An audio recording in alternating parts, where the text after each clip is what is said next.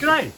It's a Hot Wheels City set, Mega Garage. Found this in the pile at Ross for $40. This thing's gonna be over 70 centimeters tall. That's the front, and that's the back. Probably should be propped up portrait style. I think I've got this car at least.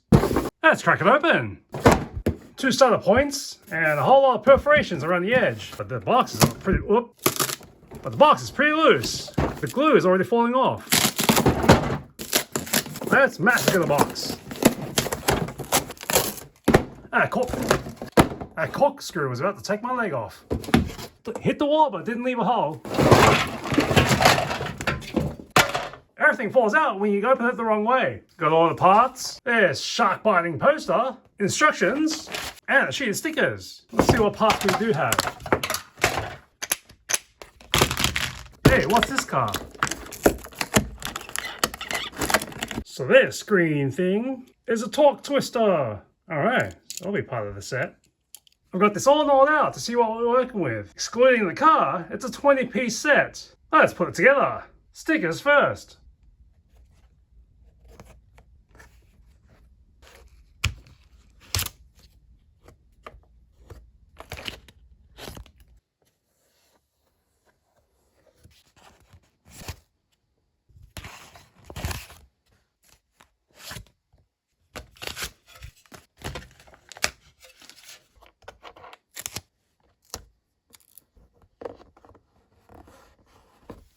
Stickers out of the way, let's put this together.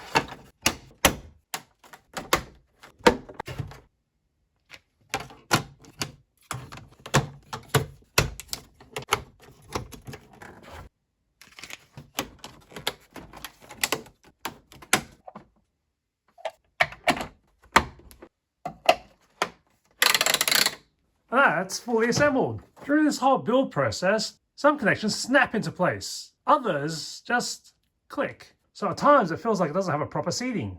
We've got 3 floors with some parking spots and 2 columns with parking spaces. On these levels we have 4 spots on the ground floor, 4 on this first floor, 4 on the second floor, 10 on the third and top floor, 11 spots on the right column, not for a food truck, and 11 spots on the left column. Can't fit the runway rescue either. There's also this spot in the bay. So with 11, 11, 5, 4, 4, and 10, that gives us 45 parking spots. I'm not sure what this bay does. You can make out 2 vending machines here. We've got this spot we can roll up and get yourself some petrol. Ding. In the back we've got 2 more vending machines. What is that hole for? I'm not sure. Because there's another one on the other side. Maybe it's to help connect to another set. We also have this service area where you can drive your car in, park it, and the robot working its arm to fix your car, give it a little tune-up. There's this ramp here, which if you drive over it, you should be able to prop up and see what's going on underneath the car. You see there's a wear mark on the plastic where I forced this to go further than it should have. That's something you don't want to do. So stop at the first resistance. There's this gate that clicks back and forth as you run the corkscrew. I think it's for crowd control to reduce the amount of traffic jams you'll get. And we have an EV charging port right here. So let's get this out of the way and move in a more suitable car to plug it in and charge it up. But it's only good from one angle, and this is the backside. Top of these towers have these stickers with a little hand on them, and they're supposed to guide you on where you're going to pick it up, because you're supposed to grab it by the towers if you want to move it around. I know you could grab it by the center column, but that does feel a little bit shaky and very unstable. Here's the start of the garage run, so you can connect with a Hot Wheels track. Then you'll have them running through the city, off the street, up into the garage, into the feeding area. Turn this cog counterclockwise, and the car's ready to elevate. Well, that one fell right out. Let's try it again.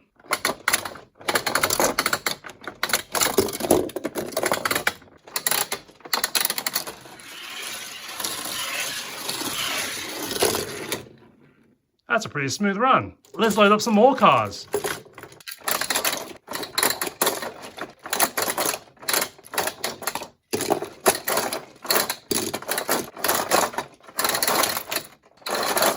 I don't know which car where is doing it, but I'm locked up right now. It's jammed in. Sometimes they just fall out.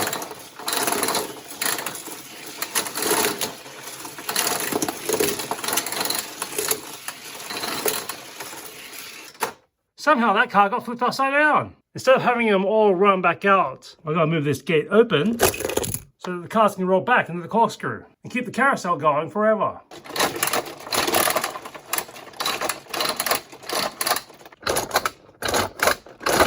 I don't know what I'm doing wrong. This thing keeps jamming on me.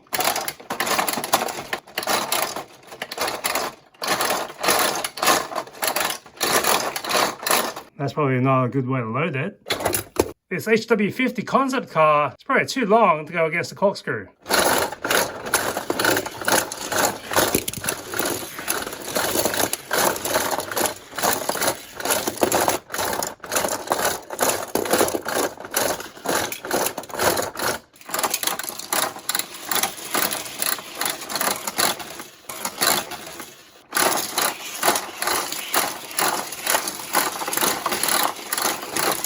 If someone's playing with this and they're not a fan of frustration, don't leave them alone, because that corkscrew needs some assistance. Or get some cars that are gonna fit. This RDO4 looks cool, but I don't think it really fits into the corkscrew. And a car like the Count Muscular is a little too long. It definitely gets jammed in the column. The Hotweiler and the Lotus Emira, no issue there. Pininfarina Battista and the DeLorean, also good shapes. DeLorean! Yeah! I don't know if I broke my setup, but I feel like this gate should be in the closed position to help regulate the flow of traffic. Because I know when you're on the corkscrew, there's a little pushback. I feel like this being closed should limit the rush. I feel like it should be holding it back until it's ready to kick in. Otherwise you'll have two cars going in at the corkscrew at the same time.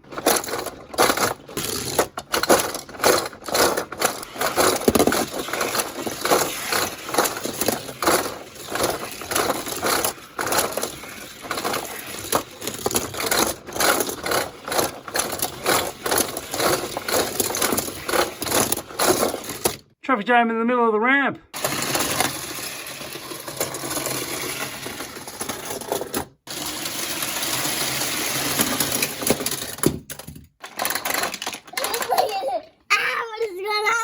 Is it stuck?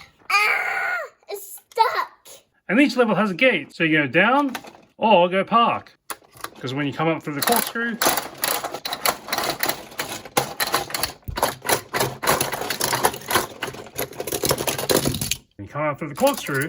you can be diverted to look for a parking spot. I think the top floor is full up. Let's go check out the second from the top. Ah, that one's full as well. I guess we'll have to keep going. I forgot, I've parked everything on now. Let's keep going all the way. Oh, something like the Tricera truck is too tall and you cannot make your way through the exit because you're going to hit the ramp.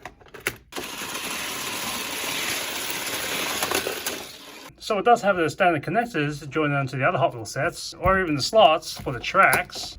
But if you're wondering, I've got the ultimate garage here, and let's connect it up.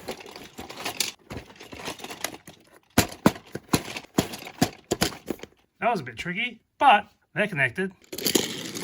I think it's connected, tenuously. Let's try jam it close. Now we're in that Seinfeld episode where we never leave the garage. Was it green 12 or green 20? Explain this to me. Each year Hot Wheels releases 250 cars. Some of them are brand new. Most of them are just new paint jobs or refreshes. I even have a few duplicates myself, like the Tricera truck, or the DeLorean, and the twin mill. With at least 250 to choose from, why are there so many duplicates on the cover of this box for the Mega Garage? We've got one twin mill on the roof, and the second twin mill exiting. A see you later on the right column. 3 cars down. A see you later in green. A hollow back on the top of the left column. Scroll down. Didn't even change the color. There's another orange hollow back. A blitz speeder also on the left column. 4 down. Same color. Bring out your abacus. We've got 1, 2, 3, and the green version, a 4th bone shaker. All 4 of these bone shakers are the same model. 1 out of the 4 is a different color. Maybe it's just that popular a car because I have this bone shaker and the Skull Shaker Toon version. Was there a bone shaker convention at the time they took the photo for this mega garage? There's this weird road to nowhere up on the upper levels of the ultimate garage. And if you can line it up correctly, it feeds right into the second level of the mega garage.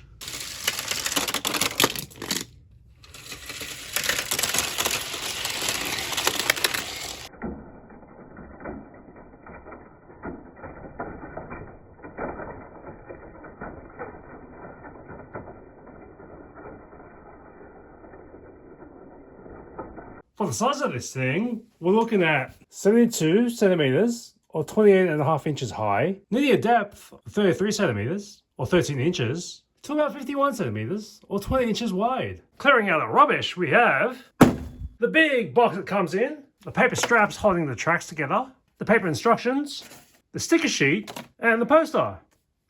See you next time on Halfway Across the Galaxy and Turn Left.